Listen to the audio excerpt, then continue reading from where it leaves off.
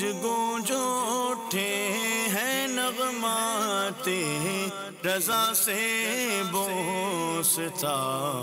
کیوں نہ ہو کس پھول کی مدحت میں وامل قار ہے، کیوں نہ ہو کس پھول کی مدحت میں وامل قار ہے۔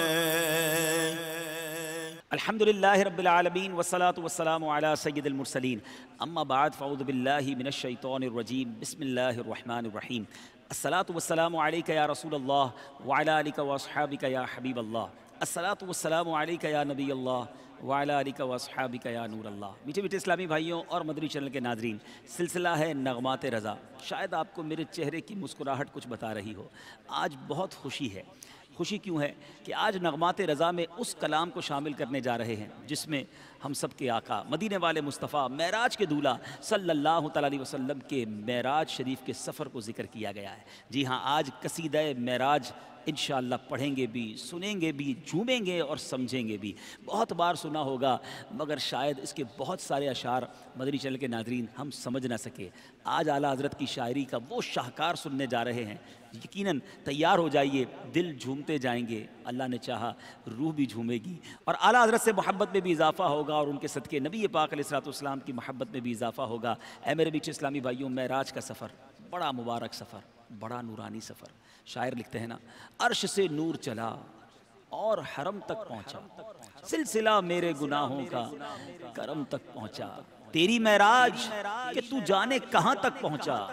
میری معراج کہ میں تیرے قدم تک پہنچا۔ ایک نئی جگہ ہے، ایک نیا انداز ہے، اور میں آج اکیلا ایک نعت خواں کے ساتھ نہیں، آج الحمدللہ چار بڑے پیارے ثنا خوان رسول میرے ساتھ ہیں۔ اعلیٰ حضرت نبی پاک کے اس غسل مبارک کی ایک اور کیا خوبصورت شان بیان کر رہے ہیں کہ بچا جو تلووں کا ان کے دھوون، بنا وہ جنت کا رنگ و روغن، جنہوں نے دولہا کی پائی اترن، وہ پھول گلزار نور کے تھے۔ سبحان اللہ، ذرا مشکل معنی الفاظ کے معنی سمجھیے۔ تلووں سے مراد پاؤں کے جو نیچے والا حصہ ہوتا ہے، دھوون سے مراد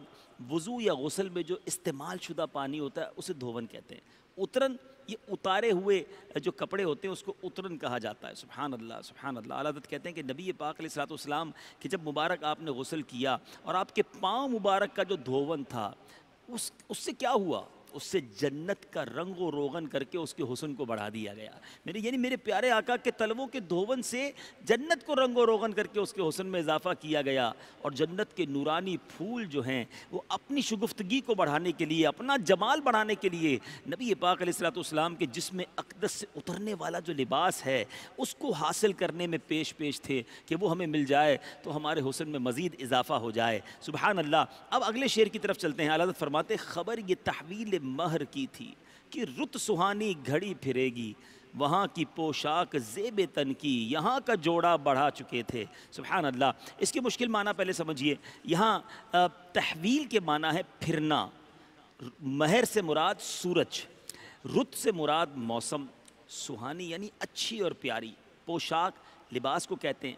زیب تن کرنا یعنی پہننا، پہن کر جسم کو زینت دینا۔ اب میرے جوڑے سے مراد لباس، بڑھا چکنا، خیرات کر دینا، صدقہ کر دینا۔ سبحان اللہ۔ اعلیٰ حضرت اسی لباس کی بات کر رہے ہیں۔ کہتے ہیں نبی پاک علیہ السلام جب آسمان کی طرف مکان سے لامکان کی طرف گئے، تحویل مہر یعنی گویا اپنا ایک برج چھوڑ کر دوسرے برج میں داخل ہونا، اس بات کی دلیل ہے کہ رت سہانی گھڑی پھرے گی، موسم بدلنے والا ہے، امت کے لیے سہانی اور پسندیدہ گھڑی آنے والی ہے جب لا مکان پر امت کے بخشش کے فیصلے ہوں گے۔ اس لیے تو وہاں کا نورانی لباس پہنا اور یہاں کے کپڑے امت کے گناہوں کے بدلے صدقہ کر دیے۔ امت اس صدقے کے طفیل گناہوں کی آفت جو ہے وہ امت سے ٹل جائے، کیونکہ صدقہ مصیبت کو ٹال دیتا ہے۔ نئی پوشاک اور نورانی پوشاک عطا کی گئی اور پیارے آقا نے تحویل مہر کیا، ایک برج سے دوسرے برج کی طرف سفر اختیار کر لیا۔ کیا تخیل ہے اعلیٰ حضرت کا۔ آگے لکھتے میٹھے اسلامی بھائیوں،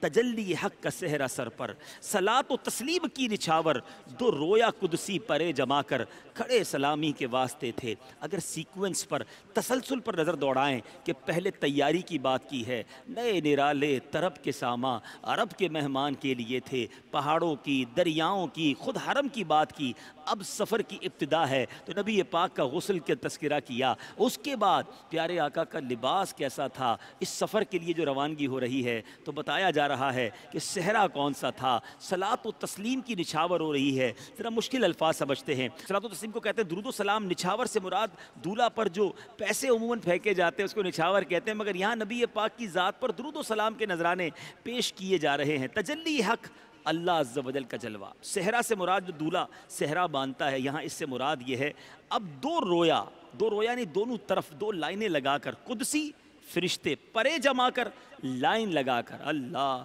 دنیا میں بڑے بڑے بادشاہ جب جاتے نا تو ان پر پھول برسائے جاتے ہیں اور دونوں طرف سپاہی کھڑے ہو کر گارڈ آف آنر دیتے ہیں۔ نبی پاک جب معراج کے سفر کو چلے تو فرشتے لائنیں لگا کر درود و سلام کے گجرے نچھاور کر رہے ہیں، سبحان اللہ۔ اور تجلی حق کا، اللہ تبارک و تعالیٰ کے نور اور اللہ رب العزت کے جلوے کا جو صحرا ہے وہ پیارے آقا کے سر پر سجا ہوا تھا۔ معراج کے دولہا کی تیاری ایسے ہو رہی ہے، اللہ آگے فرماتے ہیں، جو ہم بھی وہاں ہوتے خاک گلشن، لپٹ کے قدموں سے لیتے اترن، مگر کریں کیا نصیب میں تو یہ نامرادی کے دن لکھے تھے۔ یہ منظر بیان کرتے کرتے ایسا لگتا ہے اعلیٰ حضرت بھی تخیل میں کھو گئے کہ کیا منظر ہوگا، میرے آقا علیہ الصلوۃ والسلام کو کیسے دولہا بنایا جا رہا ہوگا، کس طرح رب کی بارگاہ میں جا رہے ہوں گے۔ کاش ہم بھی نبی پاک کی بارگاہ میں اس وقت ہم حاضر ہوتے۔ اب اس شعر کا مطلب یہ بنتا ہے میرے میٹھے اسلامی بھائیوں کہ پیارے آقا علیہ الصلوۃ والسلام جب وہاں سے گزرے، کاش ہم بھی وہاں ہوتے اور اس زمین کی مٹی بن کر نبی پاک کے قدموں سے لپٹ جاتے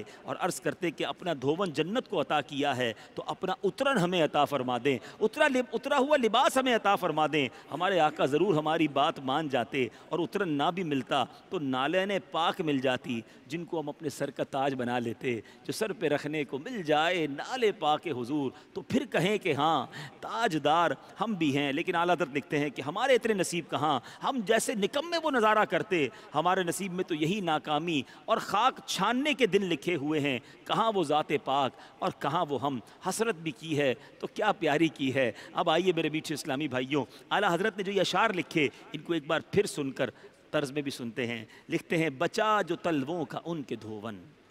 بنا وہ جنت کا رنگ و روغن، جنہوں نے دولہا کی پائی اترن، وہ پھول گلزار نور کے تھے، خبر یہ تحویل مہر کی تھی کہ رت سہانی گھڑی پھرے گی، وہاں کی پوشاک زیب تن کی یہاں کا جوڑا بڑھا چکے تھے، تجلی حق کا صحرا سر پر صلاۃ و تسلیم کی نچھاور، دو رویا قدسی پڑے جما کر کھڑے سلامی کے واسطے تھے، جو ہم بھی وہاں ہوتے خاک گلشن، لپٹ کے قدموں سے لیتے اترن، مگر کریں کیا نصیب میں تو یہ نامرادی کے دن لکھے تھے۔ بچا جو تلووں کا ان کے دھون، بچا جو تلووں کا ان کے دھون، بنا وہ جنت کا رنگ و روغن، جنہوں نے دولہا کی پائی اترن،